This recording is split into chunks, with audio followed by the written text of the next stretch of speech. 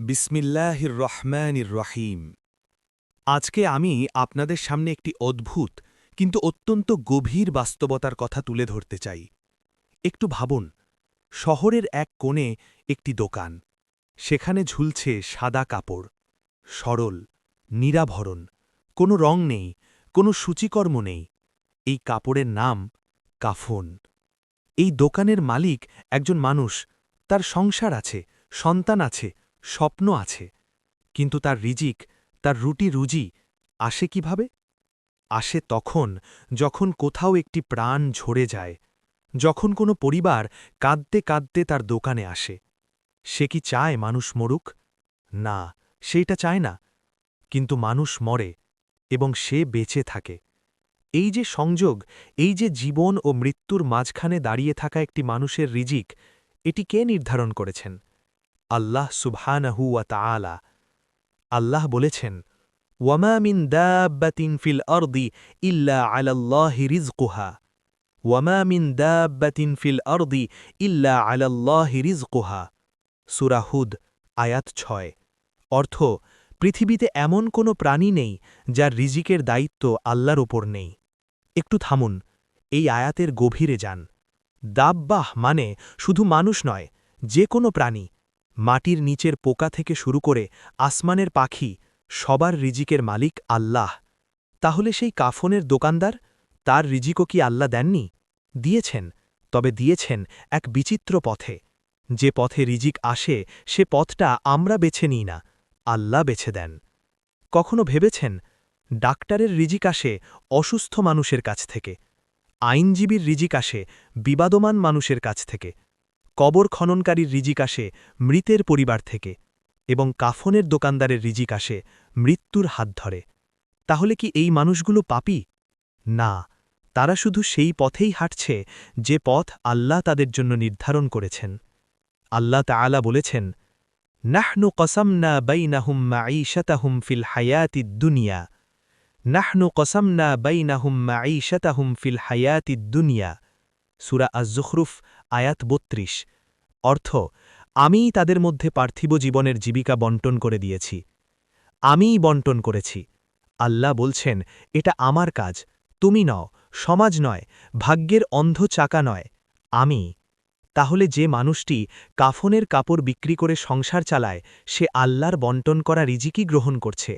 এখানে লজ্জার কিছু নেই, এখানে অপরাধের কিছু নেই। এখানে আছে আল্লাহর এক গভীর হিকমত, এক অপার্থিব প্রজ্ঞা।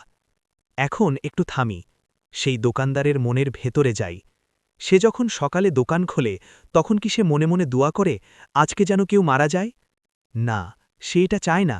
সে একজন মানুষ, সে ভালোবাসতে পারে, কাঁদতে পারে, অনুভব করতে পারে। কিন্তু সে জানে মৃত্যু আসবেই, এটা আল্লাহর ফায়সালা, আর সেই ফায়সালার সাথে তার রিজিক জড়িয়ে আছে। এই জানাটাই, এই মেনে নেওয়াটাই ঈমান। রাসূলুল্লাহ সাল্লাল্লাহু আলাইহি ওয়াসাল্লাম বলেছেন, ইন্না রূহাল কুদুসি নাফাসা ফি রাউঈ আন্না নাফসান লান তামুতা হাত্তা তাস্তাকমিলা আজালাহা ওয়া তাস্তাউইবা রিজকাহা। এই হাদিসটি পড়লে মনে হয় সমস্ত পৃথিবীর ভার নামিয়ে দেওয়া যায়। প্রতিটি প্রাণ মরবে তার নির্দিষ্ট সময়ে, প্রতিটি প্রাণ বাঁচবে তার নির্দিষ্ট রিজিক শেষ না হওয়া পর্যন্ত। তাহলে কাফনের দোকানদারের ভয় কিসের? সে কি মানুষ মারছে? না। সে কি অন্যায় করছে? না। সে শুধু সেই সময়ের সাক্ষী হচ্ছে যে সময়ে আল্লাহ একটি প্রাণকে তুলে নিচ্ছেন, এবং সেই মুহূর্তে তার রিজিকের দরজা খুলছে। এটা নিষ্ঠুরতা নয়, এটা আল্লাহর রহমত। সূরা আলে ইমরানে আল্লাহ বলেছেন, কুল্লু নফসিং যায়িকাতুল মউত। কুল্লু নফসিং যায়িকাতুল মউত। সূরা আলে ইমরান, আয়াত ১৮৫। অর্থ, প্রতিটি প্রাণকেই মৃত্যুর স্বাদ গ্রহণ করতে হবে। প্রতিটি প্রাণ, আপনি, আমি, সেই দোকানদার এবং সেই মৃত ব্যক্তি, সবাই। কাফনের কাপড় যে বিক্রি করছে, একদিন সে নিজেও কাফন পরবে। আজ সে দিচ্ছে, কাল সে নেবে। এই যে চক্র, জীবন থেকে মৃত্যু, মৃত্যু থেকে আবার জীবনের কথা মনে করিয়ে দেওয়া, এটাই দুনিয়া। একটি ঘটনার কথা বলি। একবার একজন আলেম একজন কাফনের কাপড়ের বিক্রেতার কাছে গেলেন। তিনি জিজ্ঞেস করলেন, ভাই, তুমি কি কখনো কষ্ট পাও এই কাজ করতে? লোকটি একটু চুপ করে থাকলেন। তারপর বললেন, হুজুর, প্রথম প্রথম খুব কষ্ট লাগত, মানুষ কাঁদতে কাঁদতে আসে, আমার মনও ভেঙে যেত। কিন্তু এখন আমি বুঝেছি, আমি শুধু কাপড় বিক্রি করি না, আমি একটি মানুষের শেষ পোশাক তৈরি করি। এর চেয়ে সম্মানজনক কাজ কি হতে পারে? সুবহান আল্লাহ। একটু ভাবুন, শেষ পোশাক। আপনি জীবনে অনেক পোশাক পরেছেন, বিয়ের পোশাক, ঈদের পোশাক, অফিসের পোশাক, আনন্দের পোশাক, কিন্তু সবকিছু শেষে একটাই পোশাক থাকে, সাদা, সরল, কোনো পকেট নেই, কোনো বোতাম নেই, কারণ সেই পোশাকে কিছু নেওয়ার নেই, সব এখানেই রেখে যেতে হবে। আল্লাহ বলেছেন, আলহাকুমুত তাকাসুর হাত্তা জুরতুমুল মাকাবির। আলহাকুমুত তাকাসুর হাত্তা জুরতুমুল মাকাবির। সূরা আত-তাকাসুর, আয়াত 1-2। অর্থ, প্রাচুর্যের প্রতিযোগিতা তোমাদের গাফেল করে রাখে, যতক্ষণ না তোমরা কবরে গিয়ে পৌঁছাও। সারা জীবন আমরা কি করি? বড় ঘর চাই, ভালো গাড়ি চাই, সম্মান চাই, টাকা চাই। এই দৌড়ে আমরা ভুলে যাই শেষ গন্তব্য কোথায়। কিন্তু কাফনের দোকানদার ভোলে না। সে প্রতিদিন দেখে সমাজের সবচেয়ে বড় মানুষও শেষমেশ তার দোকানে আসে। ধনী হোক, গরিব হোক, আলেম হোক, জাহেল হোক, সবাই একই কাপড় পরে, একই রং, একই সাইজ নয়, কিন্তু একই সারলতা। এই সত্যটা সে প্রতিদিন দেখে, আর এই সত্যটা দেখাই তার সবচেয়ে বড় পাওয়া। রাসূলুল্লাহ সাল্লাল্লাহু আলাইহি ওয়াসাল্লাম বলেছেন, আকসিরু যিকরা হাযিমিল লাযযাত, আকসিরু যিকরা হাযিমিল লাযযাত। তিরমিজি, ইবনে মাজা। অর্থ, তোমরা বেশি বেশি সেই জিনিসের কথা স্মরণ করো যা সকল আনন্দকে ছিন্ন করে দেয়, অর্থাৎ মৃত্যুকে। মৃত্যুর কথা মনে করলে কেন? কারণ মৃত্যুর কথা মনে করলে গাফেলতি কমে। যখন জানবেন আজ রাতেই হয়তো ফেরেশতা আসবে, তখন কি ছোট ছোট বিষয়ে রাগ করবেন, মানুষকে কষ্ট দেবেন, হারাম পথে টাকা কামাবেন? পারবেন না। মৃত্যুর স্মরণ মানুষকে ছোট করে না, মৃত্যুর স্মরণ মানুষকে বড় করে। আর সেই কাফনের দোকানদার, সে প্রতিদিন মৃত্যুর স্মরণ করে, ইচ্ছায় নয়, পেশার কারণেই। প্রতিটি কাপড় মাপতে মাপতে সে মনে করে, আমারও একদিন এই মাপ নেওয়া হবে। প্রতিটি পরিবারের চোখের জল দেখতে দেখতে সে মনে করে, আমার পরিবারও একদিন এভাবে কাঁদবে। এই চিন্তা কি তাকে দুর্বল করে? না, এই চিন্তা তাকে আল্লাহর কাছাকাছি রাখে। সূরা মুনাফিকুনে আল্লাহ সতর্ক করেছেন, ইয়া আইয়ুহাল্লাযীনা আমানু লা তুলহিকুম আমওয়ালুকুম ওয়ালা আওলাদুকুম আন যিকরিল্লাহ। ইয়া আইয়ুহাল্লাযীনা আমানু লা তুলহিকুম আমওয়ালুকুম ওয়ালা আওলাদুকুম আন যিকরিল্লাহ। সূরা মুনাফিকুন, আয়াত 9। অর্থ, হে মুমিনগণ, তোমাদের সম্পদ ও সন্তান সন্ততি যেন তোমাদেরকে আল্লাহর স্মরণ থেকে গাফেল না করে। সম্পদ এবং সন্তান, এই দুটো জিনিস আল্লাহ বলছেন সবচেয়ে বেশি গাফেল করে। আর সেই দোকানদার, সে প্রতিদিন এই দুটোর জন্যই কাজ করছে, কিন্তু তার কাজের পরিবেশ তাকে প্রতিদিন মনে করিয়ে দেয়, এই সম্পদ আর সন্তান শেষ পর্যন্ত কেউ সাথে যাবে না। এটা কি সৌভাগ্য নয়? এবার একটু ভিন্ন দিক থেকে ভাবি। আমরা অনেক সময় পেশা নিয়ে লজ্জিত হই, মনে করি আমার কাজটা ভালো না, মানুষ কি বলবে? কিন্তু ইসলাম কি বলে? রাসূলুল্লাহ সাল্লাল্লাহু আলাইহি ওয়াসাল্লাম বলেছেন, মা আকালা আহাদুন তাআমান কত্তু খায়রান মিন আন ইয়াকুলা মিন আমালি ইয়াদিহি। মা আকালা আহাদুন তাআমান কত্তু খায়রান মিন আন ইয়াকুলা মিন আমালি ইয়াদিহি। অর্থ, নিজের হাতের কাজের উপার্জন থেকে খাওয়ার চেয়ে উত্তম কোনো খাবার নেই। নিজের হাতের কাজ। সেই দোকানদার কি নিজের হাতে কাজ করে না? সে নিজের হাতে কাপড় মাপে, নিজের হাতে সেলাই করে অথবা কাপড় সাজায়, নিজের হাতে বিক্রি করে। তার রিজিক হালাল, তার কাজ সম্মানজনক। তাহলে সমস্যা কোথায়? সমস্যা শুধু আমাদের দৃষ্টিভঙ্গিতে। আমরা মনে করি ডাক্তার, ইঞ্জিনিয়ার, ব্যবসায়ী এরা সম্মানিত, আর কাফনের কাপড় বিক্রেতা, কবর খননকারী এরা কম সম্মানিত। কিন্তু আল্লাহর কাছে কে সম্মানিত? ইন্না আকরামাকুম ইনদাল্লাহি আতকাকুম। সূরা আল হুজুরাত, আয়াত 13। অর্থ, নিশ্চয়ই আল্লাহর কাছে তোমাদের মধ্যে সবচেয়ে সম্মানিত সে, যে সবচেয়ে বেশি তাকওয়াবান। পেশা নয় তাকওয়া, পদবি নয়, আল্লাভীতি। তাহলে যদি সেই কাফনের বিক্রেতা তার পেশায় আল্লাহকে স্মরণ রাখে, সততার সাথে কাজ করে, মৃত মানুষের পরিবারের সাথে সহানুভূতি দেখায়, তাহলে সে হয়তো আল্লাহর কাছে সেই ডাক্তারের চেয়েও বেশি সম্মানিত, যে হারাম উপার্জন করে। এই পর্যায়ে আমি আপনাদের সাথে একটি গভীর প্রশ্ন শেয়ার করতে চাই। আপনি কি কখনো ভেবেছেন আপনার রিজিক কোথা থেকে আসছে? হয়তো আপনি একটি কোম্পানিতে কাজ করেন, কিন্তু সেই কোম্পানির টাকা আসে কোথা থেকে? গ্রাহকের কাছ থেকে। সেই গ্রাহকের টাকা আসে কোথা থেকে? তার ব্যবসা বা চাকরি থেকে। সেটা আসে কোথা থেকে? আরও গভীরে যান। শেষ পর্যন্ত সবকিছুর উৎস একটাই, আল্লাহ। তিনিই রাজ্জাক। আল্লাহুল্লাজি খালাকাকুম সুম্মা রাজাকাকুম। সূরা আর রুম, আয়াত 40। অর্থ, আল্লাহই তোমাদের সৃষ্টি করেছেন, তারপর তোমাদের রিজিক দিয়েছেন। আল্লাহই সৃষ্টি করেছেন, আল্লাহই রিজিক দিয়েছেন। এই দুটো কাজ আল্লাহ পাশাপাশি বলেছেন, কারণ যিনি তৈরি করেছেন তিনিই জানেন কিভাবে চালাতে হয়। আপনি গাড়ি কিনলে কি গাড়ির নির্মাতার কাছ থেকে ম্যানুয়াল নেন না? নেন। আল্লাহ আমাদের তৈরি করেছেন এবং তিনিই আমাদের রিজিকের ম্যানুয়াল লিখেছেন। সেই ম্যানুয়ালে লেখা আছে, চিন্তা করো না, হালাল পথে চেষ্টা করো, বাকিটা আমার দায়িত্ব। এবার সেই দোকানদারের দিকে ফিরি।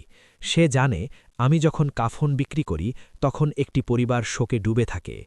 সে কি সেই শোকের সুযোগ নেয়? একজন সৎ ব্যবসায়ী নেয় না। রাসূলুল্লাহ সাল্লাল্লাহু আলাইহি ওয়াসাল্লাম বলেছেন, আত্তাজিরুস সদুকুল আমিনু মা'আন নাবিয়্যিনা ওয়াসিদ্দিকিনা ওয়াশ-শুহাদাই। আত্তাজিরুস সদুকুল আমিনু মা'আন নাবিয়্যিনা ওয়াসিদ্দিকিনা ওয়াশ-শুহাদাই। তিরমিজি। অর্থ, সত্যবাদী ও আমানতদার ব্যবসায়ী নবী, সিদ্দিক ও শহীদদের সাথে থাকবে। সুবহানাল্লাহ! একজন সৎ ব্যবসায়ী নবীদের সাথে। আপনি কাফনের কাপড় বিক্রি করুন বা চাল বিক্রি করুন, যদি সততার সাথে করেন, ন্যায্য মূল্যে করেন, শোকাতুর পরিবারকে ঠকান না, তাহলে আপনার ঠিকানা কোথায়? নবী, সিদ্দিক, শহীদদের পাশে। এর চেয়ে বড় পুরস্কার কি হতে পারে? এখন একটু নিজের দিকে ফিরে তাকাই। আপনি কি কখনো মৃত্যুর কথা ভাবেন? বেশিরভাগ মানুষ ভাবে না, কারণ মৃত্যুর কথা ভাবলে ভয় লাগে। কিন্তু কেন ভয় লাগে? কারণ আমরা প্রস্তুত নই। আর যে প্রস্তুত থাকে তার কাছে মৃত্যু ভয়ের নয়, মুক্তির। আল্লাহ বলেছেন, কুল ইন্নাল মৌতাল্লাজি তাফিররুনা মিনহু ফাইন্নাহু মুলাকিকুম। সূরা আল জুমুআ, আয়াত ৮। অর্থ, বলুন, যে মৃত্যু থেকে তোমরা পালিয়ে বেড়াও সে মৃত্যু অবশ্যই তোমাদের সাথে মিলিত হবে। তোমরা পালিয়ে বেড়াও, কত সুন্দরভাবে আল্লাহ বললেন। আমরা পালাই, মৃত্যুর আলোচনা এড়িয়ে চলি, মৃত্যুর চিন্তা মাথা থেকে দূরে ঠেলে রাখি। কিন্তু মৃত্যু পালায় না, সে অপেক্ষা করে। আপনার কাছে আসবেই। প্রশ্ন শুধু, আপনি কি তখন প্রস্তুত থাকবেন? সেই কাফনের দোকানদার এক অর্থে ভাগ্যবান। সে প্রতিদিন সেই প্রস্তুতির কথা মনে করে। আমরা বাকিরা? আমরা দিনের পর দিন ভুলে থাকি। আজকের এই কথাগুলো শুনে যদি একবারও মনে হয় আমি কি প্রস্তুত, তাহলে এই মুহূর্তটা আপনার জীবনের সবচেয়ে দামি মুহূর্ত। আল্লাহ বলেছেন, ওয়ামা তাদরি নাফসুম মাজা তাকসিবু গাদান ওয়ামা তাদরি নাফসুম বিআইয়ি আরদিন তামুত। সূরা লোকমান, আয়াত ৩৪। অর্থ, কোনো প্রাণ জানে না আগামীকাল সে কি উপার্জন করবে এবং কোনো প্রাণ জানে না কোন মাটিতে তার মৃত্যু হবে। আগামীকাল কি হবে আমরা জানি না, কোথায় মারা যাব আমরা জানি না, কিন্তু একটা জিনিস আমরা জানি, মরবই। এবং মরার পর একটাই পোশাক, সেই পোশাক কেউ একজন বিক্রি করবে, হয়তো সেই দোকানদার, হয়তো তার সন্তান, হয়তো অন্য কেউ। কিন্তু সেই মুহূর্তে আপনার সাথে কি থাকবে? রাসূলুল্লাহ সাল্লাল্লাহু আলাইহি ওয়াসাল্লাম বলেছেন, ইয়াতবাউল মাইয়িতা সালাসাতুন ফায়ারজিউ ইসনানি ওয়ায়াবকা মাআহু ওয়াহিদুন। সহিহ বুখারী ও মুসলিম। অর্থ, মৃত ব্যক্তির পেছনে তিনটি জিনিস যায়, দুটো ফিরে আসে, একটি থেকে যায়। তারপর রাসূল সাল্লাল্লাহু আলাইহি ওয়াসাল্লাম বললেন, পরিবার ও সম্পদ ফিরে আসে, কিন্তু তার আমল তার সাথে যায়। আমল, সম্পদ ফিরে আসবে, পরিবার ফিরে আসবে, কিন্তু আমল সাথে যাবে। তাহলে আজকের সবচেয়ে জরুরি কাজ কি? আমল করা। সেই কাফনের দোকানদার যদি সততার সাথে ব্যবসা করে, সেটা আমল। যদি কোনো গরিব পরিবারকে বিনামূল্যে বা কম দামে কাফন দেয়, সেটা আমল। যদি প্রতিটি কাফন মাপতে মাপতে মনে মনে আল্লাহর শুকুর করে, সেটা আমল। এই আমলগুলো কবরে তার সাথে যাবে। সূরা জিলজালে আল্লাহ বলেছেন, ফামান ইয়া'মাল মিসকালা যাররাতিন খাইরান ইয়ারাহ ওয়ামান ইয়া'মাল মিসকালা যাররাতিন শাররান ইয়ারাহ। সূরা আজ-জিলজাল, আয়াত ৭-৮। অর্থ, যে একটি অনুপরিমাণ ভালো কাজ করবে সে তা দেখতে পাবে, আর যে একটি অনুপরিমাণ খারাপ কাজ করবে সেও তা দেখতে পাবে। অনুপরিমাণ মাপ, কত ছোট মাপ, তাহলে আপনার প্রতিটি সৎ কাজ, প্রতিটি দয়ার মুহূর্ত, প্রতিটি সৎ ব্যবসায়িক লেনদেন সব হিসেবে আছে, এবং প্রতিটি অন্যায়, প্রতিটি ঠকানো, প্রতিটি গাফিলতিও হিসেবে আছে। এই পৃথিবীতে আমরা প্রত্যেকেই একটি বিশেষ পেশায় এসেছি। কেউ এসেছে শিক্ষক হিসেবে, কেউ এসেছে কৃষক হিসেবে, কেউ এসেছে ডাক্তার হিসেবে, কেউ এসেছে কাফনের কাপড়ের বিক্রেতা হিসেবে। প্রতিটি পেশা আল্লাহর নির্ধারিত, প্রতিটি রিজিক আল্লাহর বণ্টিত। আপনার কাজ শুধু একটাই, সেই পেশায় সৎ থাকা, আল্লাহকে ভুলে না যাওয়া। ওয়াতাওয়াক্কাল আলাল্লাহি ওয়াকাফা বিল্লাহি ওয়াকিলা। সূরা আল আহজাব, আয়াত ৩।